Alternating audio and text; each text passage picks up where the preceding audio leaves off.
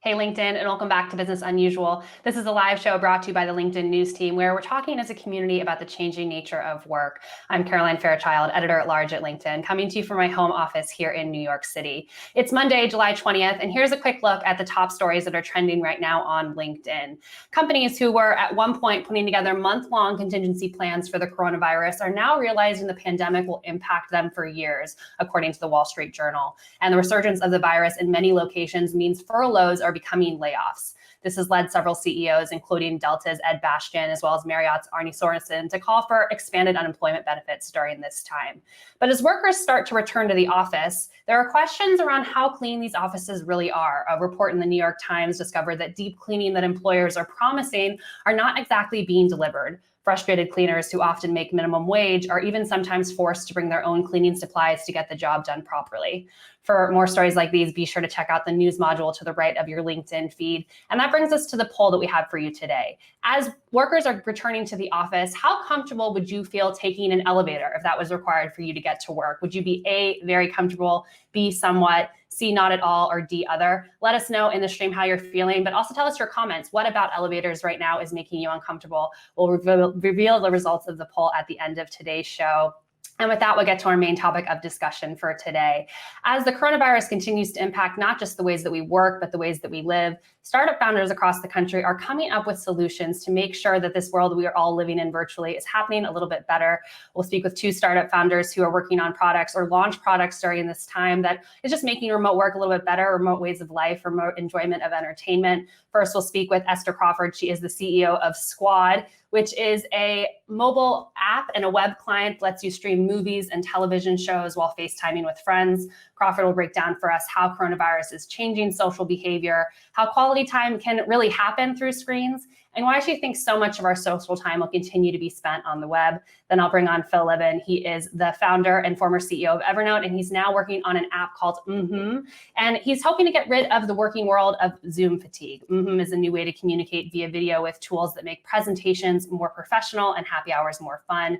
He'll break down what inspired him to create the product and what response has been like to date. But before we bring on our guests, we want to hear from you. The whole point of this show is to have a conversation as a community about how the coronavirus is impacting the ways that we work. What products are you using right now that are helping you work remotely? What hacks have you developed that let you log off at the end of the day? Have a conversation with us in the comments. And of course, if you have questions for either Esther or Phil, let us know. We'll get those questions answered right here on today's show as well. And with that, I want to invite Esther Crawford, the CEO of Squad, to join us. Hi, Esther. How are you? Hey, I'm doing well. Thanks for having me. Thank you for coming on today's show. I'm looking forward to this discussion. So Squad was actually launched before the pandemic, but this seems to be a pandemic-proof product, if there is any. Talk me through a little bit about how you launched Squad and how the pandemic has changed demand for the product right now. Yeah, so we launched last year, and for us, the mission has really been about using technology to facilitate meaningful connections. And the way we've done that is by building an app for having real-time hangouts so that you can feel like you're together, even if you're apart, which we all are right now. It was clear to us that social media platforms today are amazing for creating content and consuming content. But as humans, we have this need to be able to converse and have shared experiences together. That's like the foundational bedrock of building and maintaining authentic relationships. And so that's what we set about doing. And when we launched it, we found an audience initially with teen girls and teens sort of more broadly. And they were using it to be able to see each other in the evenings and afternoons after school and weekends. And obviously now that's extended to during the day. And our audience has really broadened as a result of the coronavirus. Yeah, I understand that Squad came out of a conversation that you were having with your own daughter. Talk me through that conversation and why this product was developed out of that. Yeah, so she was 13 at the time, and Emma just came into the living room and plopped down with her phone in frustration. She was having a FaceTime call with her friend, and she was like, "This really sucks that I can't see what she's seeing. We can't see the same thing at the same time. And they were sending each other screenshots and links about going back and forth. And so that was really the impetus of the idea came from that conversation. It was like, okay, what if you could see the same thing at the same time and be able to hang out in an audio or a video room, and in particular, being able to watch things together. So that's kind of how the idea initially got started. And teenage girls using this product, I can definitely see that. But now we are all having to connect virtually right now. Talk me through, are more people using it from different demographics? Talk me through how demand for the product has changed. Yeah, we've definitely seen expanding demographic set. One of the groups that's been really interesting to watch is what we call long distance relationships. And in the era of COVID, that really just means you don't live together. So you're dating, but you're not in the same house. And so you want to be able to, have date nights. You want to be able to like share funny TikToks with each other, or co-shop, or browse like the trip you might take after, the lockdown is over. And so those are all things that people are doing on Squad. We also see some work use cases. So people who are helping their friends put together resumes, or doing things like that.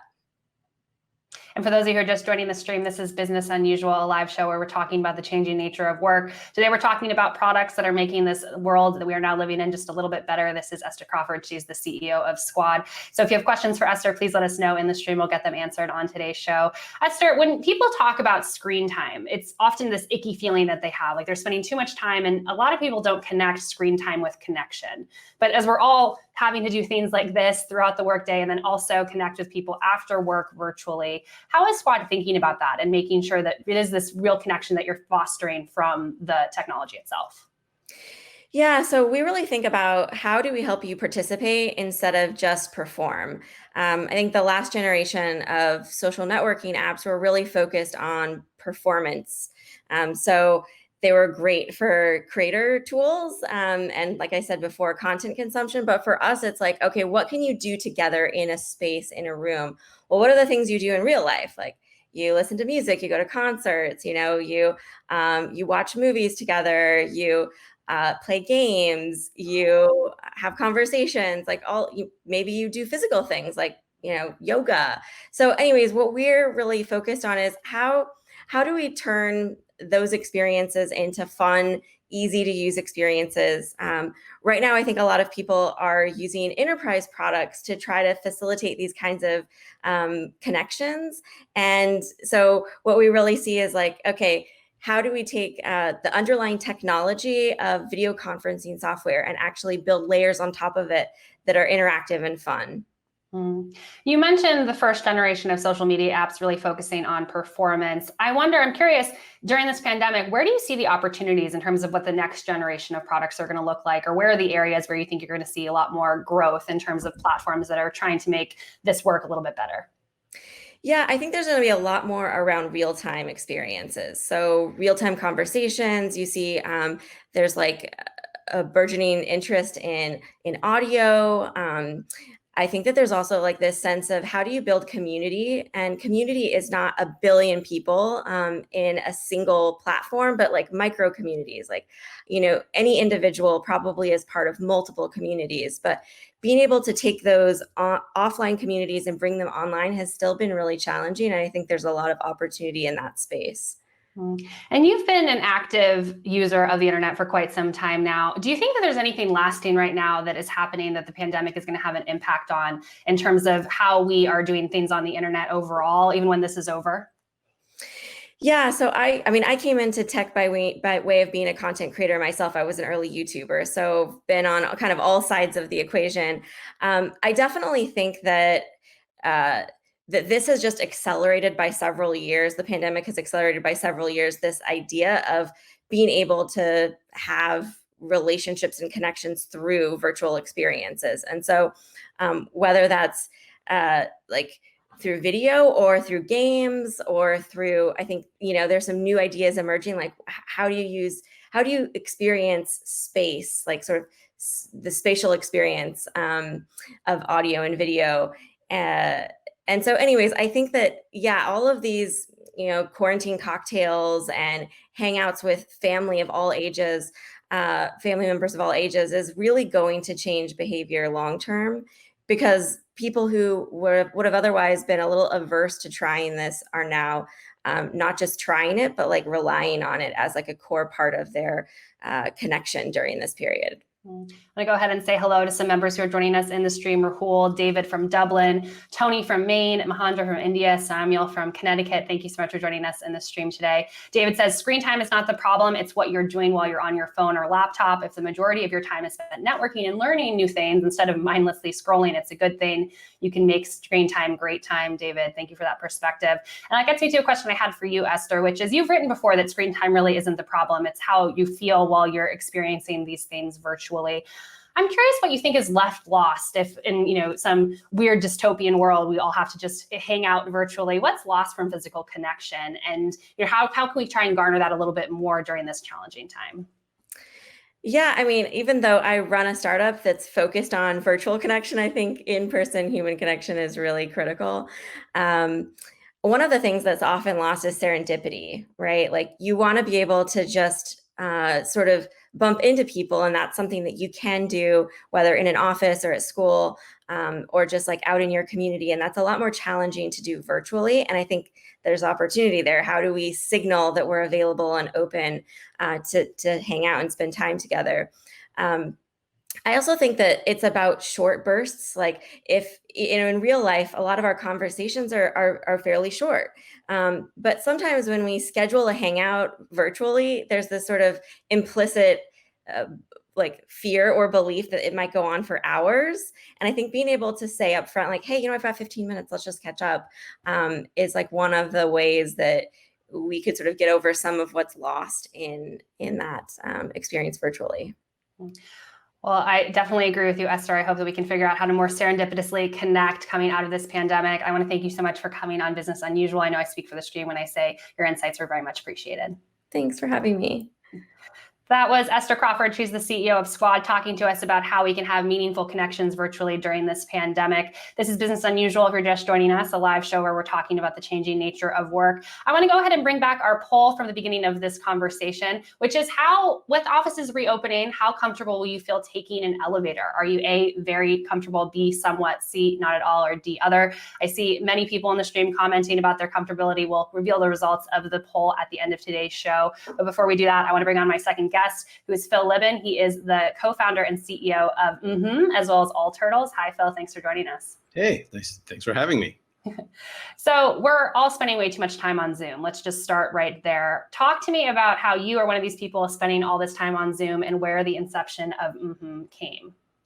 Yeah, I think I was living on Zoom and Google Meet and all the video services kind of forever, spending much more time there than in my actual place. And yeah, it's tiring, it's tedious, it's pretty great. I mean, I'm glad we have all these things. I don't know how the world would function even as well as it does function without them. But we wanted something that to just make things a little bit more energetic, to introduce some personality back into our lives. So that's why we made it. And talk to me through how it works a little bit. I think you can even give us a little bit of a demo. I think some of the members in the stream would appreciate seeing kind of how operates a little bit differently than, say, a Zoom or a Google Hangout.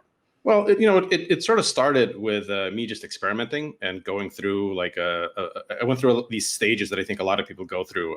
Initially, I was doing a lot of this. I was doing a lot of, oh, look at me, I'm in a crazy virtual background. And I kind of realized that this doesn't really do very much. But I noticed that if I take the same image and I just sort of frame it up and put it behind me, it starts to feel a lot nicer.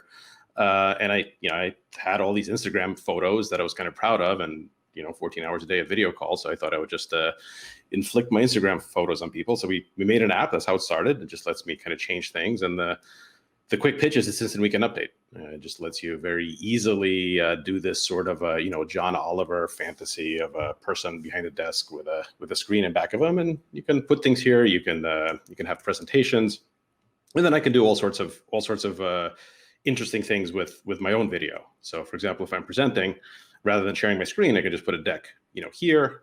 The problem with presenting over Zoom or Hangouts is so often, you have to go through this awkward, like, okay, I'm going to share my screen. Can anyone see my slides? You're not sure where it works. And even when it's working, you're asking people to choose between looking at you and looking at your material. So you're kind of splitting attention, which means you can't do like the very basic showmanship. But here I could just present like this without getting out of the way, just in back of me. And, I have to like shrink a little bit. So I can just go whoop, and like get out of the way, and I can point and I can change slides. And if I come to something that's, has a lot of detail, I can go full screen, and I can turn myself into a Jedi ghost and become transparent and fly around and, point to things this way.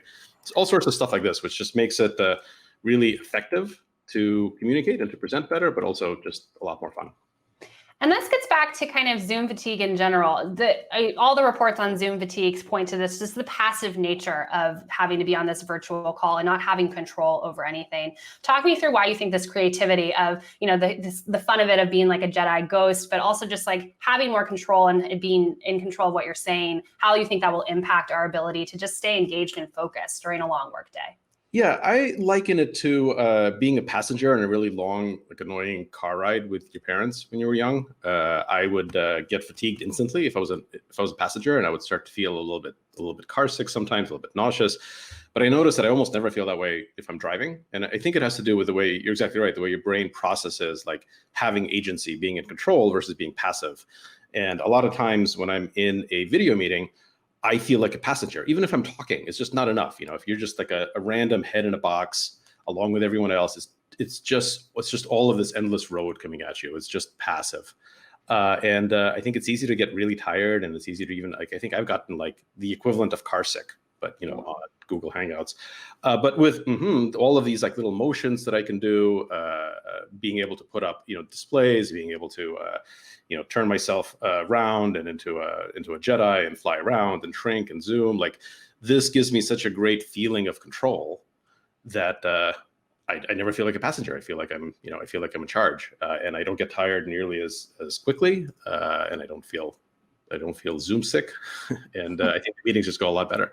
Well, as the host of this virtual show that we're doing daily, I'm already having ideas from my producer about how maybe we can increase engagement on the show with some of those tricks on. I'm seeing some members in the stream who are already active users. Christopher says, I do this all the time. Everyone in meetings says it's next level and loves all the things I can do with it. Amanda and Malik say this is so cool. Steven says this is a key feature for It will revolutionize how we present our video sharing. Sharing screens is so bland. Steven, Amanda, Malik, and Christopher, thank you for joining us for this conversation, which gets me to what are users saying? You played around with this kind of out of a need that you had yourself, but now that you're sending out invites privately, how are people responding? And also we have a question here from Elliot who wants to know when this will be available for Windows. So the response has been huge, more than we anticipated. We actually weren't trying to make any news. At first, we thought about when we launched into our closed beta, which we just did 2 weeks ago.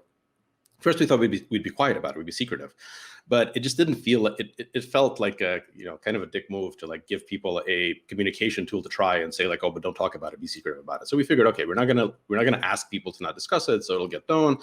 So then we may as well like just get in front of the conversation. So we made like one demo video just to try to shape the narrative a little bit, but we're still hoping to be pretty quiet for the next month or so while it's still in closed beta. And it just kind of went crazy. We have many tens of thousands of people signing up on the wait list, lots of attention.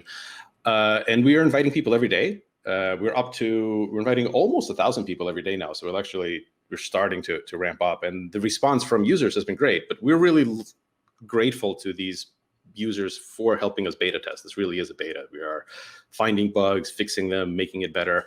We plan on doing that for another few weeks. So we will open up the beta much more in August. So if you signed up to the wait list and you haven't, we're inviting more people every day. So hopefully you'll get it in the next week or two. If not, it'll probably be open in August. And then we'll plan to do a GA full release on Mac and on Windows in late September, early October. And this speaks more to your work at All Turtles, but of course there are startup founders across the country who are looking towards solutions to how we are living during this pandemic and also working. I'm curious if you're seeing any trends with All Turtles or just your work as an investor in terms of what's working right now and where the areas of opportunity are for those who want to create products and services that will help us during this time. The way that we are looking at this is our fundamental philosophy is from now on, everything is hybrid. Like the world is hybrid from now on. And it's always going to be hybrid across two dimensions, hybrid across live and in-person, live and pre-recorded, and in-person and video. right? So everything is just going to be a mixture of these things where you're probably very rarely, even after the pandemic is over, you're rarely going to have something that is entirely in person. There's always going to be some people online and some people in person, and you're rarely going to have anything that's entirely real time. There's always going to be synchronous and asynchronous. And all of our projects at All Turtles would focus on the future of health and future of work, are trying to make experiences for that world, for that hybrid world, which are fundamentally better than the old world used to be. The philosophy that we're using is IRL plus, so in real life plus. The idea is, rather than saying, oh man, virtual meetings aren't as good as live meetings, but if we like work on the technology a bit, maybe we can make them almost as good. Like that's doomed to failure. We're saying, how do we make the new experiences much better than they used to be? Because we can give people superpowers that they never had, whether that's in healthcare or in video meetings or in presentations or in insurance or whatever. So this is kind of the animating philosophy is IRL plus. And I think if you look at it that way, a lot of things actually becomes much clearer. It's easier to make good stuff, and it's easier to keep teams motivated and productive while working remotely. Well, talk to me a little bit more about the optimism that you have about In Real Life Plus, because I'm sure there are many members on the stream. I'm not on the stream right now, but the host of the show and feeling this way as well, who are just mourning the past way of life. They're not thinking about, all the opportunities, but they're thinking more about wishing that things go back to normal, if you will. What are some examples? You mentioned telehealth, but what are some examples of ways that things can be better coming out of this? I think this is very natural, right? Whenever there's such a big new change, a big new disruption, the first generation of things are always trying to just recreate the old paradigm using the new tools. Right? So if you look at like cinema from the 1920s, it's weird, right? Because people had plays before that. They had plays and stage productions, and so the first movies are just putting cameras and they're just recording people on stage. And it's weird, right? If you watch it now, they hadn't invented like camera cuts, they hadn't invented close-ups. So even when like people are standing there talking to each other, they're sort of like standing side by side because they couldn't figure out how to like face each other and still get that on video. But obviously, like once the first generation of native to cinema movies came out, it took a few years, but once people started making them that weren't trying to duplicate a theater experience, a stage play experience, you had much better movies. The same thing happens, I think, all the time. So the first generation of video conferencing is people are just trying to, as closely as possible, recreate over video, real meetings. And so you have all of these like user experience paradigms of everyone in a little box and stuff like that, and it's just it just doesn't feel as good. And and you can kind of mourn it. Just like I'm sure there was like a lot of people at the beginning of cinema who were saying like, oh man, this is not going to be ever as good as a live theater. Like this is the death of live theater. And like, of course it isn't. It's a totally different thing. We're thinking the same way, right? We're thinking, how do we leapfrog over this? I think a great example was the last WWDC, right? So like the last Apple event, whatever it was a few weeks ago, who can tell, right? Time has no meaning anymore. I think it was a few weeks ago. It was great. I don't know if you had a chance to see it, but like it was maybe the best WWDC they've ever had. It was obviously like fully technology based and virtual. And I used to go to WWDCs all the time in person. And this one was a better experience for me, for the audience member. It was like more engaging. It was just better in every way. And so they didn't take the limitation of, well, we can't have several thousand people crammed in person as like a limitation and then use technology to try to make it almost as good. They were like, screw it, we're just going to reimagine the whole thing. And WWDC 20 was better than it's ever been.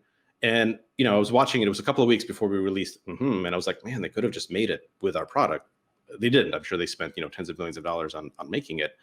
But the point is, it was better. It was like better than WWDC in real life used to be. And next year, let's say the pandemic is over, hopefully, and they're making WWDC 2021, they're not going to go back to the way it used to be because that would be worse, right? They're going to keep going forward.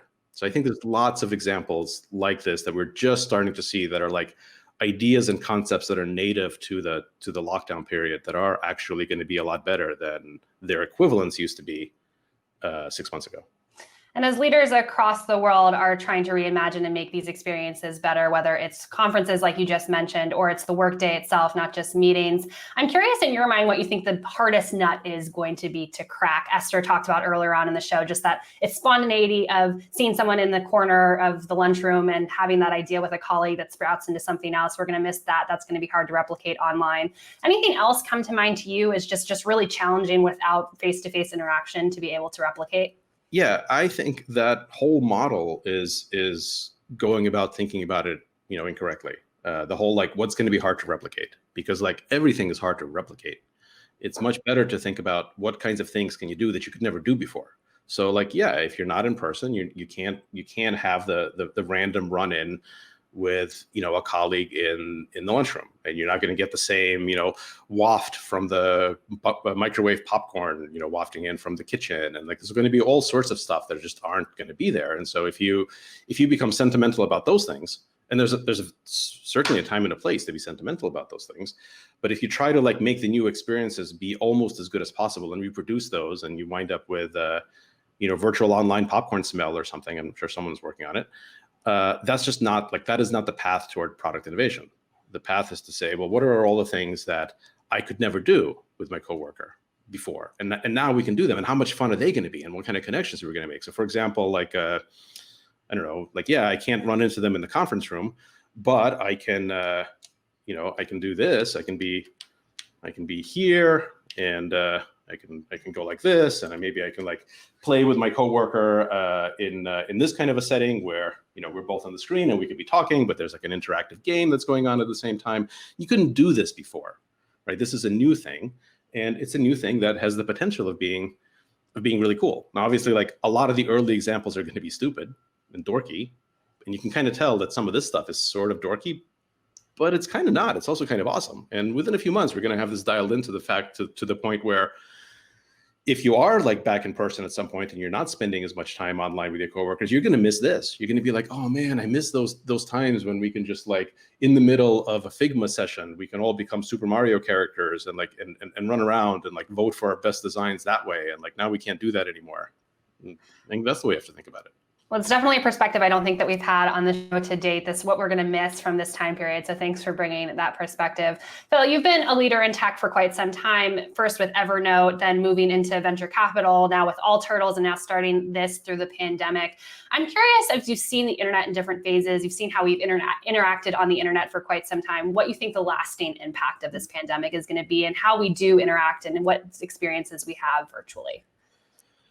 I mean, obviously the impact from the pandemic is massive, already is, will be more so on people's lives, on the number of people that are sick, on the number of people that die. Lots of industries are going to be completely transformed. And in general, like, don't get me wrong, this period is a tragedy for mankind. We're going to obviously get through it, and we're going to get through it, and we're going to be better. But like, I'm not trying to minimize at all the seriousness of this and the impact. The way that I was thinking about this is like in the first few weeks of the pandemic, before we started working on this, the first month or so, I was struck by how unessential I was, right? In the literal definition, right? Like the definition is like, I am a non-essential worker. Like there was nothing that I could do to actually help with the immediate aftermath of the pandemic. So I was by definition non-essential, and it felt weird, right? Because I was always used to thinking of myself as, vaguely important. I'm not sure how, never really bothered to like specify what it was that I did that was vaguely important, but it felt weird all of a sudden being like, oh man, yeah, I guess I'm unessential, and I'm unessential, and most of the people I know and work with are non-essential. I guess we may as well just stay home and like stay out of the way of the, of the essential people. And the way that I thought about dealing with that is I said, okay, it's true. Like we are non-essential for the immediate aftermath for dealing with the pandemic. So how do we become essential? How do we become essential to the rebuilding? How do we become essential to gluing the world back together? How do we become like the new essential for getting out of it and for making the post-pandemic world better than the pre-pandemic world used to be? And so we started thinking along these lines of the new essential. And that's where, the IRL Plus idea came from. That's where a lot of these kind of concepts came from. The idea is, yeah, this is a tragedy, how do we recognize that? And then how do we get together to define what the definition of essential is going to be over the next few decades, and make sure that we are building the things that are going to be essential to not just repairing the world, but making it better than it was beforehand.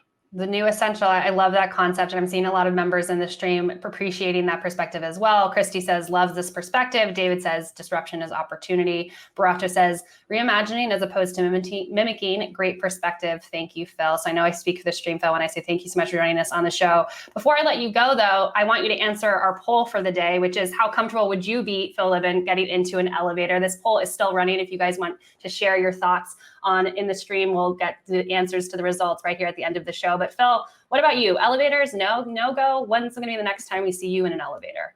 I mean, I'm definitely not going in an elevator if I could help it. And even before the pandemic, we were in a 5-story office building, so I like ran up and down the stairs a lot just for health reasons. If we were working in a 30-story building, that would be different. But I would look for opportunities to not use elevators, at least for a while. If I had to, of course I would, but I would try not to. I think I'm in the same boat, Phil. Well, thank you for joining us on today's show, and stick around for the results of the poll, and I hope to hear from you soon. Thank you.